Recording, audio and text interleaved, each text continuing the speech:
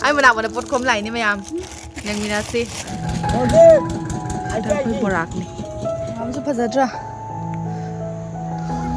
bye bye Hello mayam, welcome back to my channel. Mayam kamai tanarige ai su nungairi.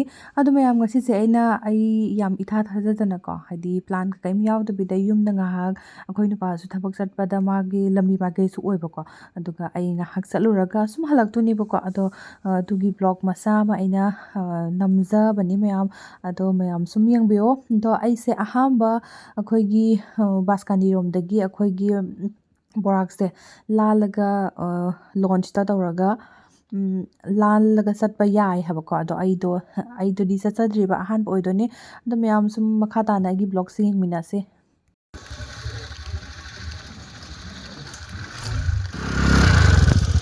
adagi ship launch sigare ai ahan ba experience ni ai smaina ai haidi son na khosuna itaraga kaga adagi yam chatle bako asidagi launch ta ka tawraga smaina lalaga chapase yam bu chatri asidagi na launch si akhoi wapokpini na ko wapokpidagi son wang je kai khun ko ba khangde adadi si se son chatlaga sondagi baskandi phawbra kana ma haibane ba wafam se ai so khangde to launch se ad lai mem launch se tu ade se ne moi adamu lepi ade se dala aga ade tung ne khoi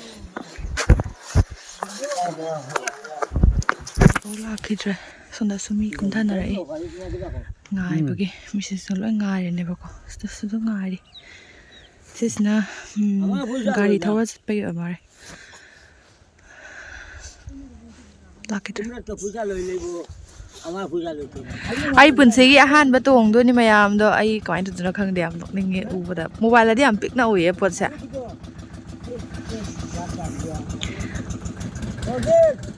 ada koi borak ni lechen dharam bagi lai o takda ho ta korbala asu o aki bala o jida na kolla ঠাকুরদার সাদা দিবা না যা যাইব গিয়া ai ki jai ai khamna ri khoi shi khamni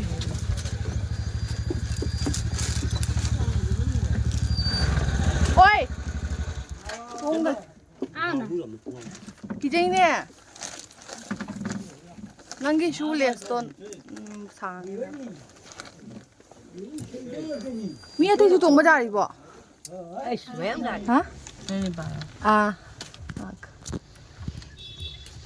नहीं गिरेगा इधर आई ने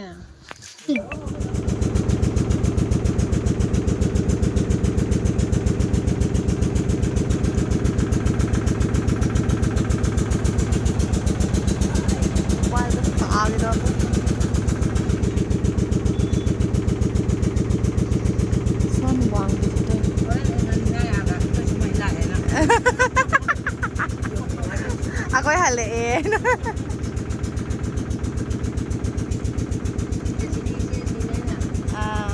Bayang ini juga ino. Waro.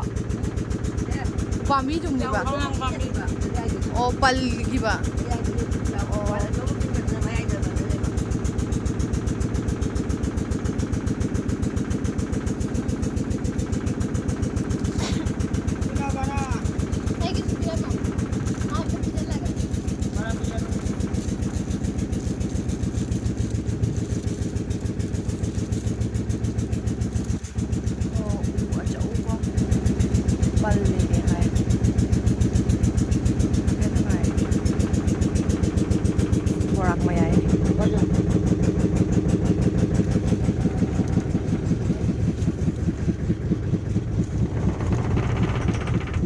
Son cái sẽ tung bên ngoài rồi này sao?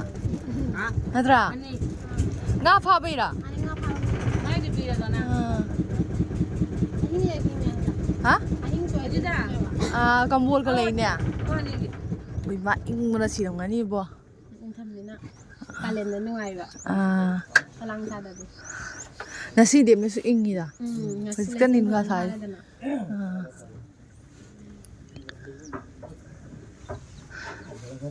À, cái đi cái máy nữa. Baca ni mati am. Oh, kum thao ba jison gi thai ki du ne am phai. Na sa.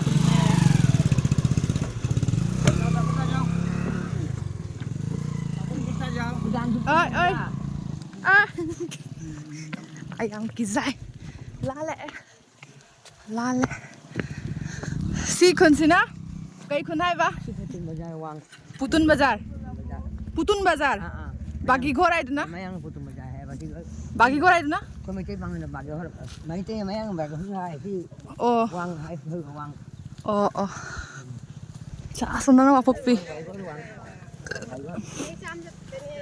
ulang ni sa se di wala mandigi sila pura hongulo hong ini hang de sai gi mafam gi bising ai di fai gi se ai putsi gi han balai ni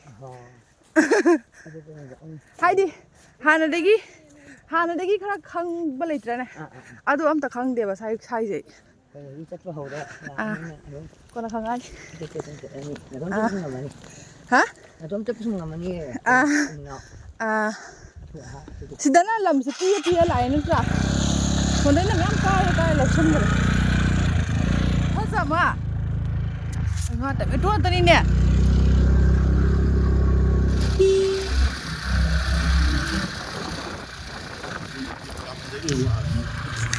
tomato alu ka sik kha sa ba jina bu joli ni na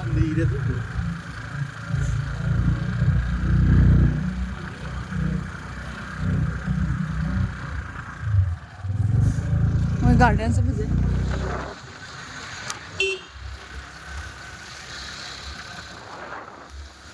bus kandi yaure mayam yamna ami na city ko sa dagi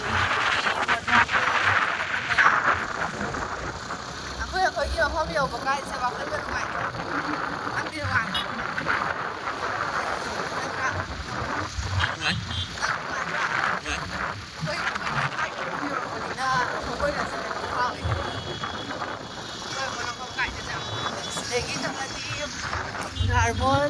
Quadruple point clock tower lấy đấy, Unaba tower, như là clock tower thay nào bên ada sih lấy cái này.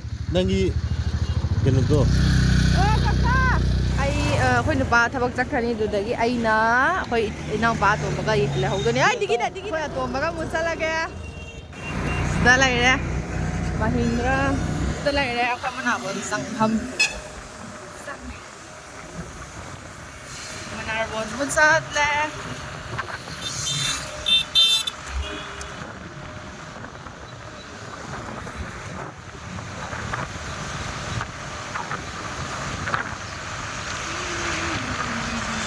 This orang lagi yum ni, aku di dia lagi yum sana, lagi sini aku di dia yum sari, ada sih green ka pan kere, light ka than kere, kan le yum sangkar ni, di coba saya yum ni. Đâu có hồng rồi có thùng sao đấy hay am xa đấy hết on xa nó này gì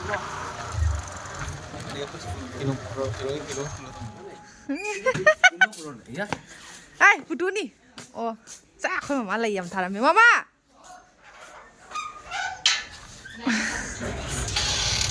lao mama kể tiền cái đấy cái đây nổi ya đây lo thì nếu mà số chấm sang cao rồi bỏ bắt cha được gì rồi ngon thì không phải nhỉ ngon khai không cha xin biết ấy là nhà sao không ra tôi ghi đây này đi mày à thì tuân thế lột cái này rồi cáp ơi lần cáp ơi này lòng nè ai cái productive bao cò ta lại nè Akta lại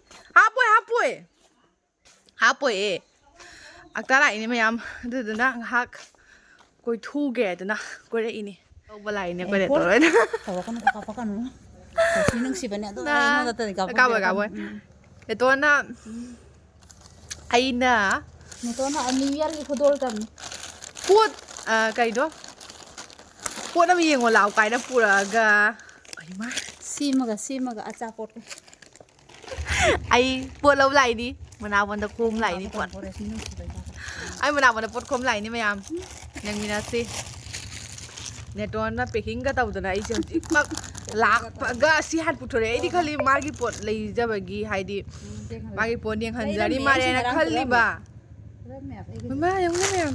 Ai giờ tu hết nè, hay jangan ganang lah. Ini asapot. Ko. Kata mitha. Makang mana ini sih saya. Ay jaga sige macay. Hay na ado asis na stall. Stall macam ga. Apa nung sira ay naghali neton ma masagi jang hanjari pane phase ka ay kana hay. Ay phase jari mayam. Ngon ngahak lak pada loi thung. Ay ha ka amuk neton noi degi mu khawgat lage. Yum da mu akhoi ma na ngai ram mane ba ko. Adu dugi do neton na pot ka so happy de. Ai pot lau ba lai ni. Ningon pot lau lai ni. Khoi hingon. Khoi mama na tha ba hingon ma khamen ka pa le. Yam palam me sidi. Khoi ma khamen ka yam pa sa pa le.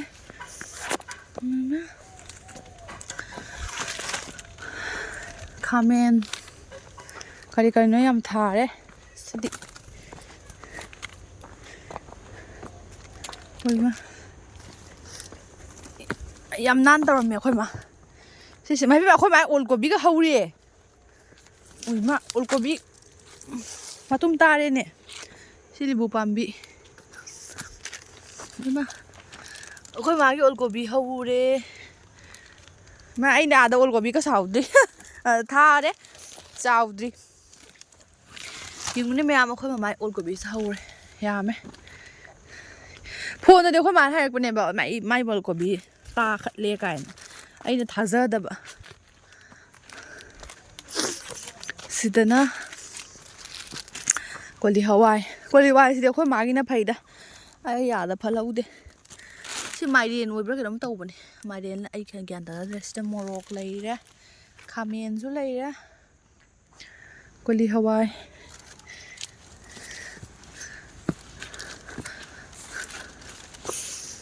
sidana khoigi nanauga khoi atomaga moyanigi sanana bagi badminton sana baini moyanigi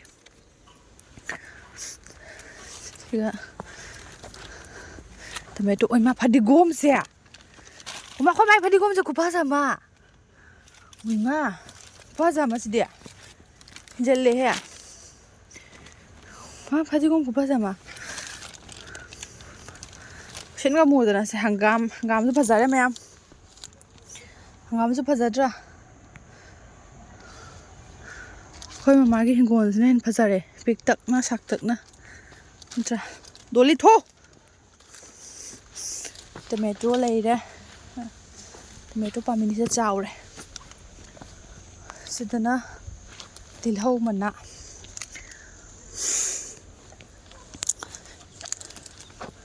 ma siga motor mana sema engonda meyam saure na ma alu ma kho ma alu sipi likli sida alu leira sida mo ko liwai mo hogala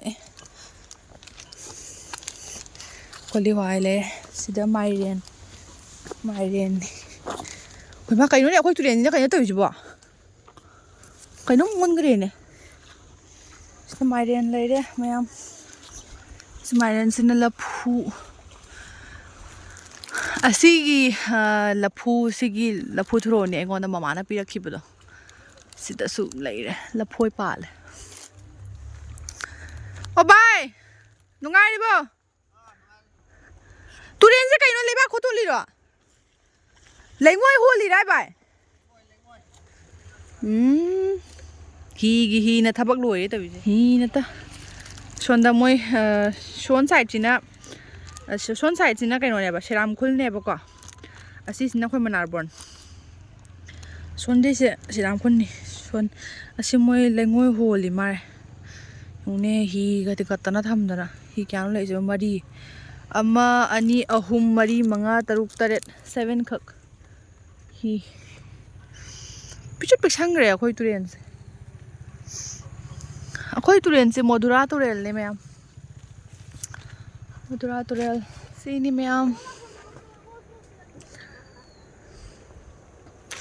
ayum ka jangudre ba de tola paga ꯑꯁꯤꯗ ꯑꯃꯨꯛ ꯍꯤꯡꯒꯣꯜ ꯑꯃꯨꯛ ꯆꯪꯉꯛꯏꯅꯦ ꯍꯣꯔꯦꯟꯗꯤ ꯊꯦꯡꯉꯅꯦꯗꯅ ꯁꯤꯅ ꯑꯩꯅ ꯀꯣꯏꯔꯨꯕ ꯍꯜꯂꯛꯄꯗꯀꯣ ꯑꯩꯈꯣꯏ ꯃꯃꯥꯅ ꯍꯤꯟꯖꯥꯡꯒꯁꯦ ꯐꯖꯅ ꯊꯣꯡꯅ ꯂꯩꯔꯝꯃꯦ ꯁꯥꯔꯦꯡ ꯊꯣꯡꯕꯅꯤ ꯃꯌꯥꯝ ꯁꯥꯔꯦꯡ ꯃꯀꯣꯛꯒ ꯁꯤ ꯁꯥꯔꯦꯡ ꯃꯀꯣꯛꯁꯤꯗꯒꯤ ꯌꯥꯝ ꯐꯦꯕ꯭ꯔꯤꯠꯅꯦꯕꯀꯣ ꯑꯗꯨꯗꯨꯅ ꯑꯩ ꯆꯠ ꯈꯨꯗꯤꯡꯒꯤ ꯁꯥꯔꯦꯡ ꯃꯀꯣꯛꯁꯤꯗꯤ ꯀꯝꯄꯜꯁꯔꯤꯅꯤ ꯊꯣꯡꯗꯕ ꯌꯥꯗꯕ ꯍꯤꯟꯖꯥꯡꯅꯤ ꯀꯔꯤ ꯕꯣꯔ ꯑꯣ ꯕꯂꯨꯟ ꯍꯁꯕꯦꯟ ꯉꯥꯏꯔꯤꯅꯦꯕ ꯂꯥꯛꯑꯦ ꯃꯥ ꯏꯃꯥꯡꯗ ꯂꯥꯛꯑꯦ ꯑꯗꯣ ꯑꯩꯈꯣꯏ ꯃꯃꯥꯁꯨ ꯍꯤꯡꯒꯣꯜ ꯆꯪꯒꯦꯕ ꯃꯥꯒꯤ ꯍꯤꯡꯒꯣꯜ ꯍꯪꯒꯥꯝ ꯍꯥꯞꯇꯣꯔꯤ ꯃꯥ ꯍꯤꯡꯒꯣꯜꯗꯒꯤ ꯑꯗꯨꯗꯨꯒꯤ ꯉꯥꯏꯔꯤꯅꯦ ꯑꯗꯣ ꯑꯩꯈꯣꯏ ꯍꯁꯕꯦꯟꯁꯦ ꯂꯥꯛꯑꯦ ꯂꯥꯛꯑꯒ ꯃꯥꯒ ꯑꯃꯨꯛ ꯍꯤꯡꯒꯣꯜꯗ ꯉꯥꯏꯍꯥꯛ ꯆꯪꯃꯤꯟꯅꯔꯨꯒꯦꯕꯀꯣ ꯑꯩꯈꯣꯏ ꯃꯥ ꯍꯤꯡꯒꯣꯜꯁꯦ ꯌꯦꯡꯍꯜꯂꯨꯒꯦ ꯍꯣꯏ ꯃꯥ ꯌꯥꯝ ꯕꯤꯖꯤꯅꯤ ꯃꯌꯥ ꯅꯨꯄꯥ ꯂꯥꯛꯑꯦꯗꯅ ꯀꯔꯤ ꯀꯔꯤꯅꯣ ꯊꯣꯡꯉꯤ ꯉꯁꯤ ꯀꯥꯊꯣꯛꯈ꯭ꯔꯦ ꯀꯥꯡ ꯉꯁꯤ ꯊꯥꯎ ꯁꯥꯃꯟꯒꯤ ꯇꯧꯕꯅꯤꯗ ꯃꯥꯏꯁꯦ ꯑꯦꯛꯆꯨꯋꯦꯂꯤꯗꯗꯤ ꯄꯣꯠ ꯐꯖꯕ ꯄꯣꯠꯅꯤ ꯃꯌꯥꯝ ꯑꯁꯤꯒꯤ ꯔꯦꯁꯤꯄꯤꯁꯦ ꯌꯥꯝ ꯍꯥꯎꯕꯅꯤ ꯑꯩ ꯅꯣꯡꯃ ꯊꯣꯡꯉꯒ ꯃꯌꯥꯝꯗꯌꯦꯡꯍꯟꯖꯔꯛꯀꯦ ꯑꯁꯤꯒꯤ ꯄꯣꯠꯁꯦ ꯀꯣ ꯍꯧꯖꯤꯛꯀꯤ ꯑꯣꯏꯅꯗꯤ ꯍꯥꯏꯔꯔꯣꯏꯒꯦ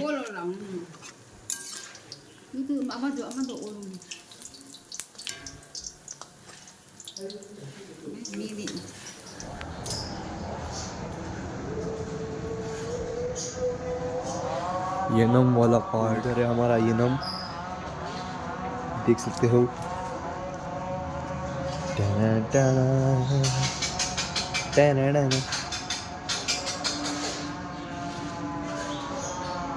एक लोटा सा हंगाम है यहाँ पे बाद बाकी हमारा माई फीदो अदुदो ओइना इल्लगा चटलागे नत्रा बाय बाय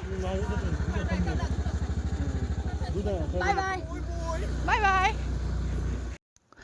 ꯃꯇꯥꯡꯁꯤꯗ ꯑꯩꯒꯤ ꯚꯤꯗꯤꯑꯣꯁꯤꯁꯨ ꯂꯣꯏꯁꯤꯟꯖꯔꯒꯦ ꯃꯌꯥꯝꯅ ꯅꯨꯡꯁꯤꯕꯤꯗꯨꯅ ꯑꯩꯒꯤ ꯚꯤꯗꯤꯑꯣꯁꯤꯕꯨ ꯂꯥꯏꯛ ꯁꯦꯌꯔ ꯑꯦꯟ ꯁꯕꯁꯀ꯭ꯔꯥꯏꯕ ꯇꯧꯕ ꯀꯥꯎꯕꯤꯒꯅꯨ ꯑꯗꯨꯗꯤ ꯃꯌꯥꯝ ꯃꯊꯪꯗ ꯑꯃꯨꯛ ꯎꯅꯔꯁꯦ ꯑꯗꯨꯗꯤ ꯕꯥꯏ ꯕꯥꯏ